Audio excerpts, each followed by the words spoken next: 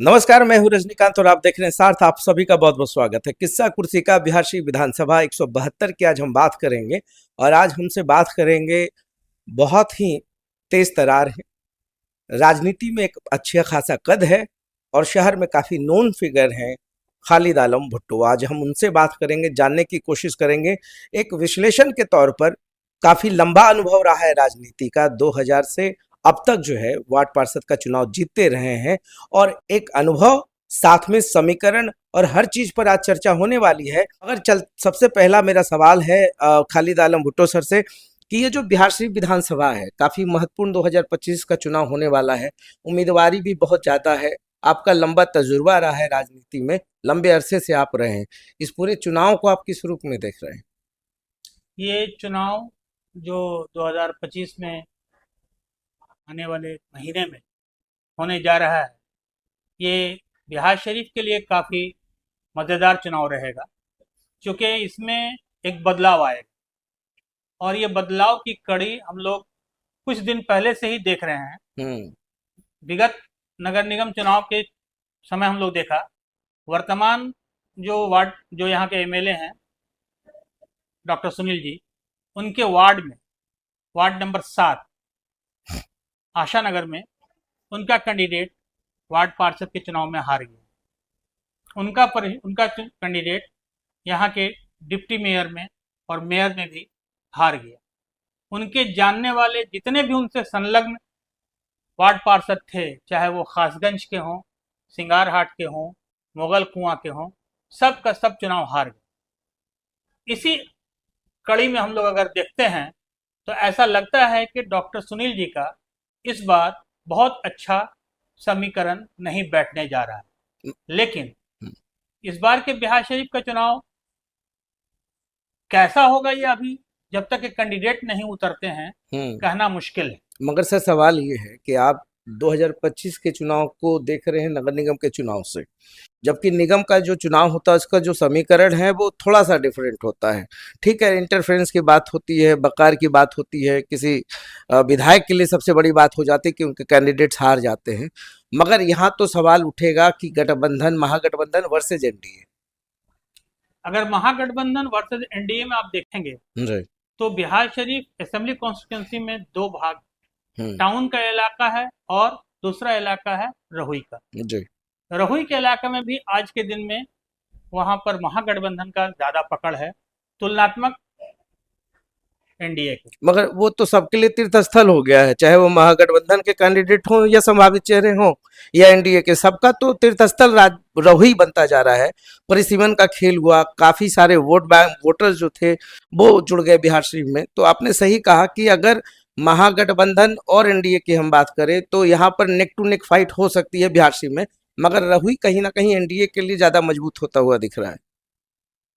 Rahui NDA के लिए मजबूत होता दिख रहा है, ये आपका चश्मा हो सकता है। जी। लेकिन हमको लगता है कि अगर रहुई पर वर्क किया जाएगा हम्म। तो रहुई में हर बार, हम्म। पिछला बार को अगर छोड़ दिया जाए तो हर बार एनडीए, इंडिया गठबंधन को लीड रहा। हम्म। पिछला बार इंडिया गठबंधन को लीड वहां से नहीं रहा, हल्का मार्जिन एनडीए को रहा, लेकिन मार्जिन रहा। हम्म। लीड की अगर बात किया जाएगा तो हमेशा वहां से इंडिया गठबंधन को लीड रहा है। और इस बार का जो पोजीशन है, वो पोजीशन इसलिए भी और ज्यादा मजेदार है कि जो कांटे की लड़ाई है वो इस बार और ज्यादा होगी, क्योंकि पिछले बार के हार जीत भी बहुत ज्यादा वोट से नहीं हुई है। यहाँ पर का वोट 5,000 वोट काफी है। अगर 5,000 वोट टिल्ट कर जाता है, इधर से उधर हो जाता है, तो गठबंधन बदल जाएगा चुनाव का। सर, लोकसभा चुनाव आपने देखा होगा, संदीप सौरभ महागठबंधन के कैंडिडेट रहे। बिहार शरीफ विधानसभा से 24,000 से वो ट्रेल किए, वो पीछे रहे। सबसे ज्यादा मजबूत स्थिति हिल्स और इस्लामपुर में रही, जहां पर उन्होंने अच्छा खासा फाइट दिया है। तो अगर उस लिहाज से भी हम देखें कि लोकसभा चुनाव को अगर हम इसको मिक्स करके देखते हैं तो बिहार शरीफ विधानसभा में एनडीए की ही स्थिति मजबूत दिखती है। हाँ, कोई मिराकल हो जाए, कोई त्रिकोणीय संघर्ष हो जाए, तब तो कुछ अलग राह निकल सकता है। बिहार शरीफ में जहाँ मुसलमानों की आबादी 1,20,000 40,000 के लगभग में है, वहां पर 3.5 लाख वोट है। तो मान के चलिए कि यहाँ पर 2 गुना वोट हिंदू का है। हम्म। और एमपीज के इलेक्शन में जब भी ऐसा हुआ, पिछले, जब से हमारे माननीय मोदी जी आपको प्रधानमंत्री हैं, तब से जब भी ऐसा हुआ है तो यहाँ पर का हिंदू वोट वो डायरेक्ट मोदी जी को सपोर्ट करता है। इसलिए 24,000 का अगर उनको लीड हुआ तो बहुत कम हुआ। मगर वैसे भी तो आपने मतलब राजद ने पत्ता खेला था ना वैसे पे भी, लेकिन 2020 में सुनील साहब खड़ा हुए थे। बात सही है, लेकिन एमपी में कैंडिडेट भी तो बिहार शरीफ प्रॉपर के नहीं न थे। हम्म अगर बिहार शरीफ प्रॉपर के एमपी के कैंडिडेट होते तो निश्चित रूप से और ज्यादा मतलब टफ फाइट हो सकता और है ज्यादा सर। टफ फाइट हो सकता था। मगर मेरा ये सवाल है सर, बाहर के वोटर थे, बाहर के कैंडिडेट थे, पर कैंडिडेट को कभी देखा नहीं गया, मालिक कैंडिडेट थे, उनको मतलब जनता ही यहाँ से चुनाव लड़ा दी। मगर सर मेरा सवाल है कि त्रिकोणीय संभावना ऐसा दिख रहा है क्या 2025 में? त्रिकोणीय नहीं, बहुकोणीय होगा। हम्म त्रिकोणीय से भी ज्यादा होगा, बहुकोणीय संघर्ष जनसुराज भी है। बहुकोणीय संघर्ष होगा। और बहुकोणीय संघर्ष अगर अंतिम तक त्रिकोणीय भी रह जाता है तो बड़ी बात हो जाएगी। जनसुराज है, मेयर पति हैं, खुद मनोज तांती लगे हुए हैं, बिल्कुल बिल्कुल। बहुत सारे निर्दलीय उम्मीदवार जो बीजेपी में कल तक रहे हैं उनकी भी चर्चा है कि वो चुनाव लड़ सकते हैं, ऐसी बहुत सारी संभावनाएं हैं। तो ये संभावित चेहरों में अभी आप किसको सबसे प्रबल मान रहे हैं? देखिए, आज के दिन में तो कोई आदमी एमपी ऑलरेडी एमएलए है, डॉक्टर सुनील तो हैं, अब उनके मुकाबले में कौन आ सकते हैं? तो ये तो पार्टी टिकट जो दे रही है, पार्टी के टिकट पर डिपेंड करता है कि उन्होंने यहाँ पर से कैंडिडेट किसको चुना है। अगर वो मुस्लिम से कैंडिडेट चुनेंगे तो मुस्लिम से कैंडिडेट में यहाँ पर आयशा फातिमा का अभी तक स्कोर ज्यादा है। उसके आगे और कौन इसका स्कोर होगा? पप्पू खान भी आश्वस्त हैं, दानिश मलिक भी आश्वस्त हैं। आश्वस्त तो सब लोग हैं, आश्वस्त हम भी हैं कि हमको भी टिकट मिल सकता है, लेकिन कहा नहीं जा सकता है किसको क्या मिलता है। लेकिन जो इनका मेहनत है और भी लोगों का जो मेहनत है, उस किसी के भी मेहनत को कम नहीं आंका जा सकता है। पार्टी किसको टिकट देगी ये पार्टी का काम। तो वैस कितने निर्णायक होंगे अगर वैस पे फिर से दावा? वैस तो वोट जनरली नहीं करते हैं मुझसे, इसीलिए वैस ने भी पिछले बार आपको अपने ही कैंडिडेट होने के बाद भी सुनील साहब को वोट नहीं दिया। बोलते हैं उन लोग कि हमने नहीं दिया, अगर हम देते तो कुछ फर्क पड़ता, लेकिन चूंकि हम लोग दे नहीं पाते हैं, मेरी माँ बहनें जो हैं वो वोट में जब बूथ पर जाती हैं तो उनका हाथ थरथरा जाता है, हाथ बदल जाता है और चाह के भी नहीं दे पाती। ये उन्होंने ही खुद हमको कहा है कि मेरा अपना ही वोट हमको नहीं मिल पाया, क्योंकि मेरा अपना वोट हमको नहीं मिल पाया तो हम आप लोग को कैसे दोष दें। सर ओबीसी का भी बहुत बड़ा फैक्टर है बिहार से, में काफी अच्छा खासा वोट है। बिहार में जितना पावर ओबीसी के पास है उससे ज्यादा ही पावर ईबीसी के पास भी है। और ईबीसी और ओबीसी ये दोनों में जो डिफरेंस है, इसलिए कि ओबीसी से कैंडिडेट हमारे जीत रहे हैं। डॉक्टर सुनील साहब ओबीसी से आते हैं, कोयरी कुर्मी, यादव और मुस्लिम के अंसारी ये ओबीसी से आते हैं। तो इतना कैंडिडेट के बाद ईबीसी का भी यहाँ बहुत बड़ा हाथ। और एक बार जब यहाँ पर कैंडिडेट ईबीसी का यहाँ पर आए थे एमपी में, वो कौन शर्मा थे, तो उन्होंने काफी अच्छा यहाँ पर वोट कवर किया था। और उन्हीं के टाइम में यह अंदाज हुआ कि ईबीसी का भी यहाँ बहुत जबरदस्त पावर है। अगर उस पावर को यहाँ पर देखा जाए तो डॉक्टर सुनील साहब को जिताने में ईबीसी का ही हाथ है। आप क्यों नहीं ट्राई करते हैं? आप तो लंबे समय से राजनीति में हैं, क्या आपके लायक पार्टी नहीं है?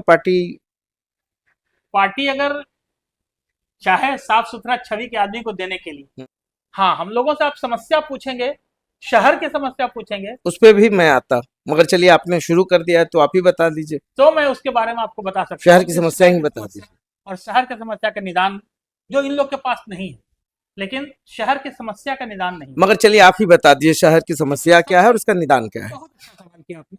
शहर की समस्या को सबसे पहले अगर देखा जाए, बिहार शरीफ की जो 3 लाख वोटर हैं, रोहित छोड़ दिया जाए तो 2.5 लाख से ऊपर जो वोटर हैं, ये वोटर के लिए अपना एक भी हॉस्पिटल नहीं है, गवर्नमेंट हॉस्पिटल नहीं है ना। आप सदर अस्पताल, आप कहेंगे बिहार शरीफ सदर हॉस्पिटल, वो सदर हॉस्पिटल नहीं है। वो सदर हॉस्पिटल डिस्ट्रिक्ट का हॉस्पिटल है, टाउन का हॉस्पिटल नहीं।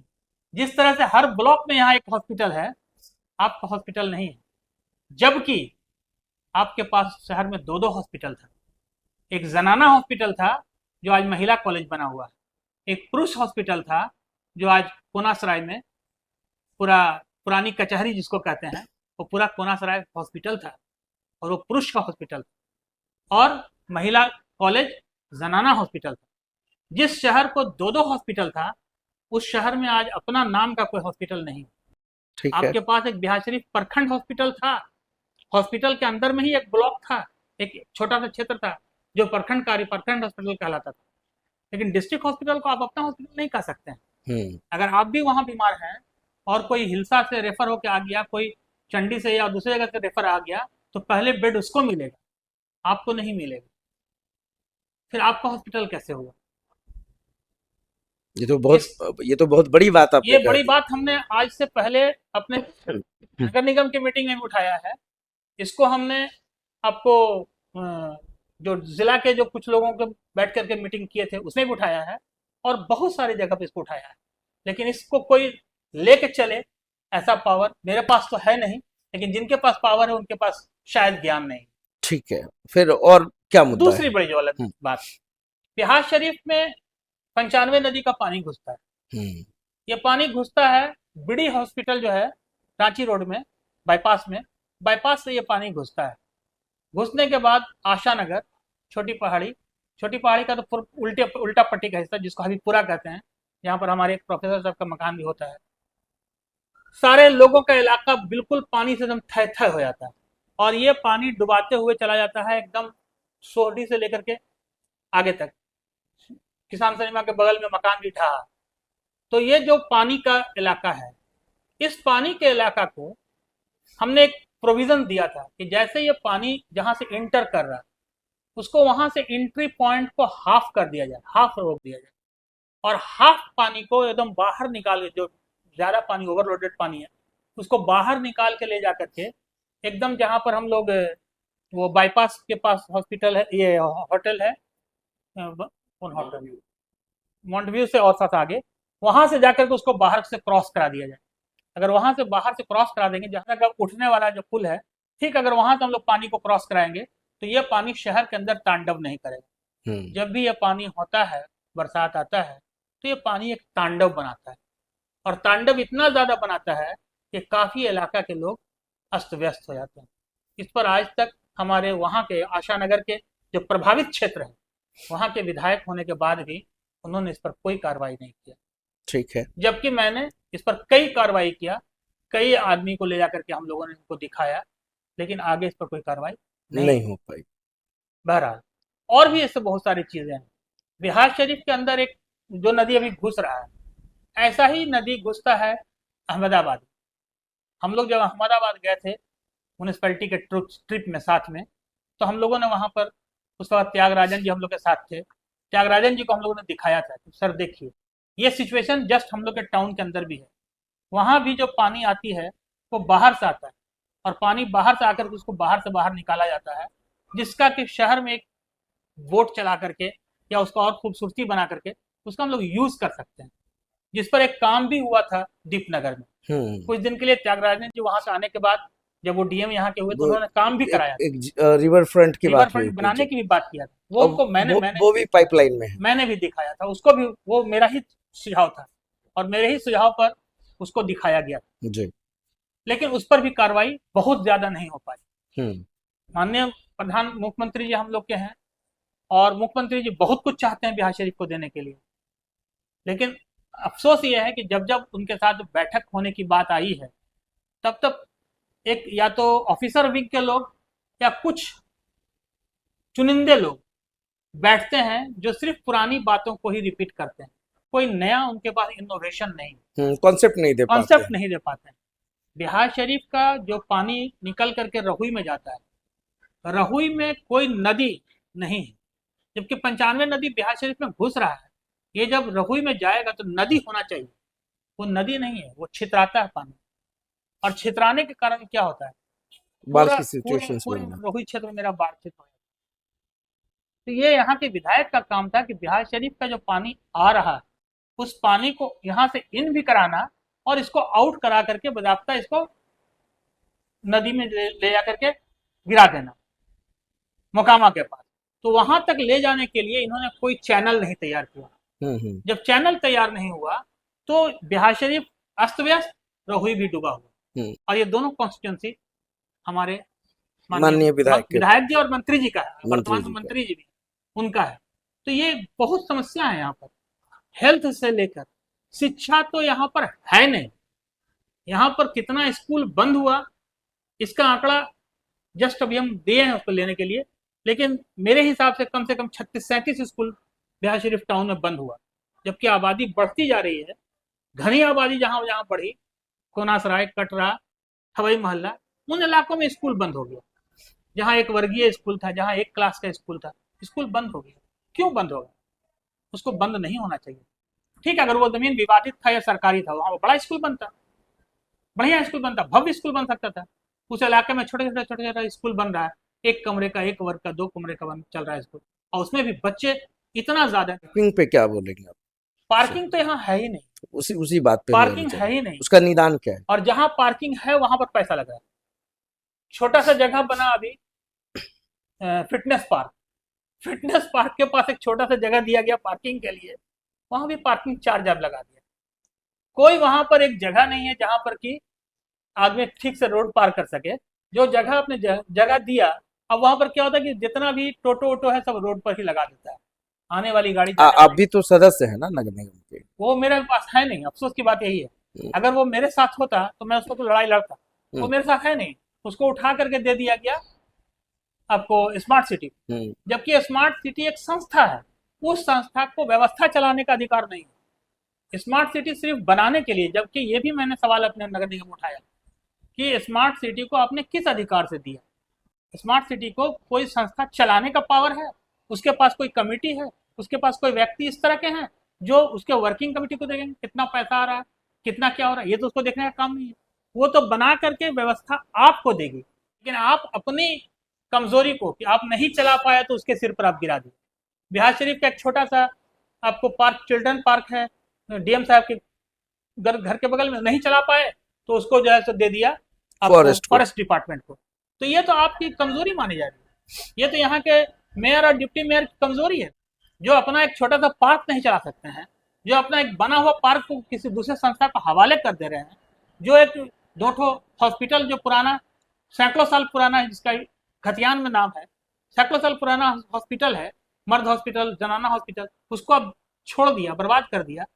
विजन अगर होता तो ये लोग बहुत कुछ कर सकते थे शहर के लिए। चलिए, तो पुराने चीजों पर आते हैं। चूंकि मुद्दा, निदान, समाधान सब आपने बताया है, अब फिर से हम आते हैं चुनावी ही सवाल पर कि अब अंततः जब चलते चलते बहुत सारी बातें हो गई है, तो 2025 का चुनाव खालिद आलम भुट्टो के लिए कैसा रहेगा? खालिद आलम भुट्टो के लिए हम तो विचारधारा के हिसाब से जो अपनी सोच है, वो सोच ये है कि ये देश ऐसा फूल है जहाँ पे सभी हैं और सभी इस चमन के रखवाले हैं, हम तो इसी के साथ हैं। तो ये तमाम मुद्दों पर आज हमारी बात हुई है खालिद आलम भुट्टो से। पुराने राजनीतिज्ञ रहे हैं और काफ़ी लंबे अरसे से राजनीति को भी काफ़ी करीब से देखते रहे हैं, और इनका जो अपना विजन है, जो सवाल है, जो मुद्दे हैं, वो सारे शहर के मुद्दों से ही हैं। और जो आज पहली बार मेरे माध्यम से दर्शकों को आज ये बात समझ में आएगी कि बिहार शरीफ का 2 पुराना अस्पताल आखिर इस कगार पर क्यों पहुंचा है, ये बहुत बड़ा सवाल है। ऐसे बहुत सारे मुद्दे हैं जिस पर बात बहुत ही बेबाकी से, साफगोई से रखा गया है। तो मुझे लगता है कि सर 2025 में जो आपका आकलन है, जो आपकी समझ है, संभवतः चुनाव उसी ओर जा रही है। तो खैर, हमसे बात करने के लिए आपका बहुत बहुत धन्यवाद। धन्यवाद।